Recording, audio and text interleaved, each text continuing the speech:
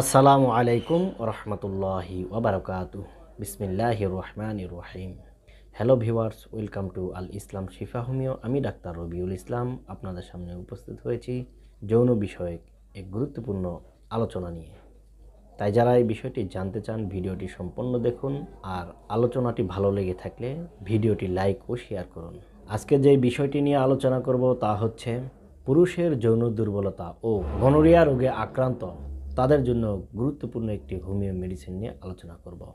যে সকল পুরুষ দীর্ঘদিন যাবৎ ইন্দ্রিয় সেবা করে ধ্বজভঙ্গ হয়ে পড়েছে বা অপরিমিত বা বেশি বেশি ইন্দ্রিয় সেবাজনিত কারণে অকাল বার্ধক্য হয়ে পড়েছে এবং যারা বারবার গনোরিয়া রোগে আক্রান্ত হয়, যাদের কামরিপু চরিতার্থ করার ইচ্ছা অত্যন্ত প্রবল কিন্তু একেবারে ক্ষমতাহীন, লিঙ্গ শিথিল বা নরম, লিঙ্গ ঠান্ডা ও বক্র বা বাঁকা এবং আকারে অনেক ছোট হয়ে গিয়েছে, স্ত্রী সহবাসের ইচ্ছা একেবারেই হয় না, কোনো কামোত্তেজক কথা কিংবা সোহাগ আলিঙ্গনেও লিঙ্গ দাঁড়ায় না, এই সমস্ত লক্ষণ বিশিষ্ট রোগীদের ক্ষেত্রে অ্যাগনাস কাস্ট মাদার টিংচার অত্যন্ত কার্যকরী একটি মেডিসিন।